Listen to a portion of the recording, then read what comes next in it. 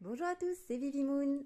Voici la review de mon premier oracle enchanté d'Isabelle Serre et Sophie Trem aux éditions Exergue.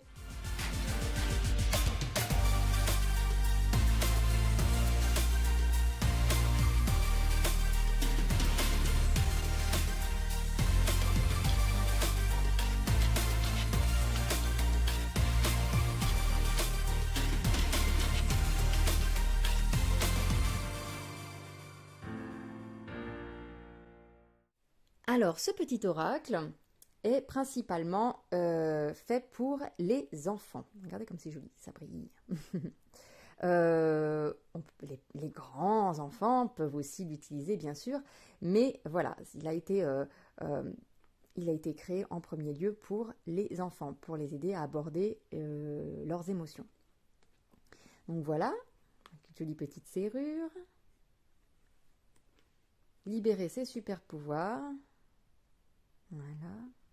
Oh, c'est bien, j'ai du soleil en plus qui arrive dessus. C'est tout joli. Alors, la boîte est aimantée. Voilà. Crée ton propre bonheur. La clé est en toi. Donc, on a un livre qui est, ma foi, très épais quand même. Hein. Et il y a différentes couleurs parce que les cartes en elles-mêmes ont différentes couleurs. Alors, on va regarder d'abord les cartes et ensuite se référer au livre. Alors, je les ai plus dans l'ordre, hein, les cartes, parce que je les ai déjà utilisées avec mes enfants. Donc, voilà comment ça se présente. Hop. Et on a donc différentes couleurs. Donc ici, on a 42 cartes, dont une qui est un petit peu une carte magique, un peu particulière. Donc on a en vert le calme, en rouge la colère, en bleu la tristesse, en jaune la joie, en mauve l'éveil et en rose l'amour. Ça, on va dire que c'est les 6 grandes thématiques du jeu. Et dans chacune des thématiques, on a plusieurs cartes. Donc par exemple, ici, hop là. Donc les cartes, en fait, elles ont... c'est pas vraiment un vernis sélectif, mais il y a comme un petit supplément, en fait, sur certaines parties des cartes, comme vous voyez, là, ici, là, là, et sur le titre. Donc les cartes ont un titre plus un chiffre. Et à l'arrière, je ne sais pas si vous arrivez à le voir, il y a une espèce de fond holographique en fait qui a tendance à changer de couleur. Oui, je pense qu'on le voit bien là. Voilà. Donc le fond, voilà, c'est un petit peu holographique, c'est super joli, très sympa. Donc là, par exemple, dans ce qui est la joie, on a partagé, par exemple. Là, on a le karma. Donc tout ce qui est mauve, c'est l'éveil. Grandir. Regardez, c'est joli, ça brille. La gentillesse, là on est dans le rose c'est l'amour. Le jaune, donc là on était sur la joie, c'est le rire. La pensée positive. L'incompréhension.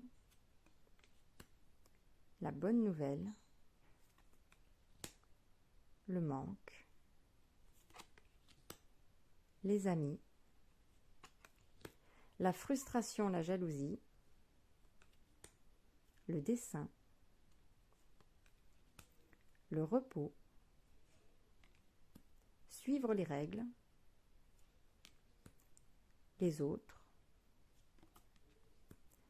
Exprimer, avoir le droit. L'injustice. La respiration. La lecture. La clé est en toi. Et ça, c'est la carte magique qui ne fait partie d'aucun des 6 groupes. Celle-là, elle donne tous les pouvoirs. C'est trop joli. Et elle brille. Profitez de l'instant présent. La peur. La gratitude. La punition. L'effet miroir. Le bain. Le changement. Et là, on voit de chenille, on passe à papillon. La déception. La peur de l'échec, la pression. découvrir, apprendre, la chance, l'amour, la nature, les mauvaises nouvelles, la séparation, la musique, le libre arbitre, la protection, la famille, bouger, jouer et lâcher prise. Voilà pour toutes les cartes. Maintenant, on va regarder au niveau du livre, qui est très bien fait. Alors, il y a un petit message pour les enfants, pour leur expliquer à quoi ça va servir, et un message pour les adultes qui les accompagnent. Voilà, pourquoi ça a été créé également, hein, bien sûr. C'est pour un petit peu l'aider à se construire et puis à l'accompagner, hein, bien évidemment. Donc, comment utiliser les cartes? Ce que nous souhaitons plus que tout, c'est que tu puisses, donc là il parle à l'enfant, hein, que tu puisses créer ta propre méthode pour tirer les cartes, que tu t'amuses à trouver ce qui te plaît le plus. Mais pour t'aider à commencer, nous allons te proposer une méthode de tirage pour que tu puisses découvrir ton oracle. Donc, on a différentes méthodes, rien de bien compliqué, hein. Et là, on arrive donc dans les différentes parties des cartes, donc c'est bien parce qu'on voit facilement. Donc, par exemple, le calme. Hop, dans la partie calme, on a la respiration. Quand tu respires, tu te connectes à toi-même. Quand tu respires, tu t'apaises. Quand tu respires, tu te sens mieux. La respiration te permet de te libérer de tout ce dont tu n'as plus besoin et elle t'aide à voir le monde d'une autre façon. La respiration est la clé pour t'écouter. Aujourd'hui, on te demande d'écouter ta respiration. C'est si on tire la carte. Plus tu vas écouter ta respiration, plus tu vas être à l'écoute de ton corps et de tes pensées. Plus tu vas respirer et plus tu vas te protéger des autres et du monde qui peut te faire peur. Plus tu vas respirer et plus tu vas être confiant. Plus tu vas respirer et plus tu vas pouvoir avancer avec douceur. Et à chaque fois, accompagné de l'explication de la carte, on a les petites questions magiques pour aider l'enfant à se poser les bonnes questions. Comment est ta respiration?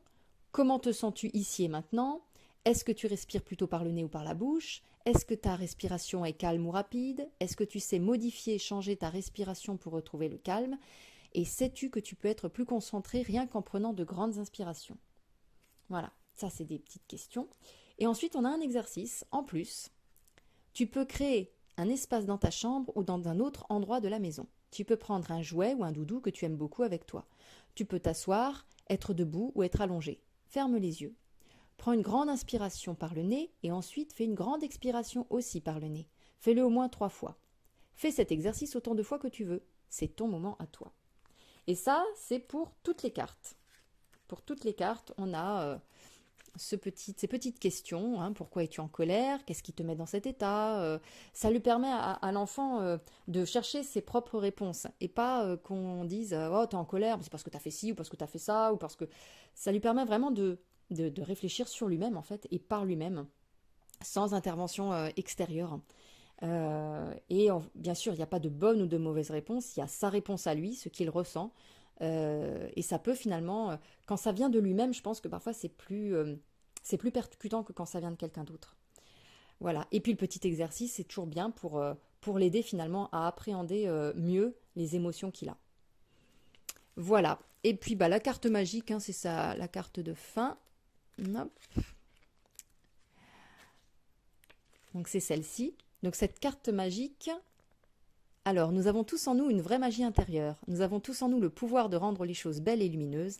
Ce ne sont pas les objets qui sont magiques, c'est toi qui les rends magiques. Et la vie est magique, et tu vas t'en rendre compte en apprenant des choses. Aujourd'hui, dis-toi que tu es une personne magique. Tu vas apprendre que la nature est magique, que les autres le sont aussi, que l'amour est magique, que de belles surprises sont toujours présentes pour te surprendre. Alors prends conscience de ta magie intérieure. Tu es capable de grandes choses et tu es capable de vivre de très belles choses fabuleuses et magiques. Et les petites questions magiques.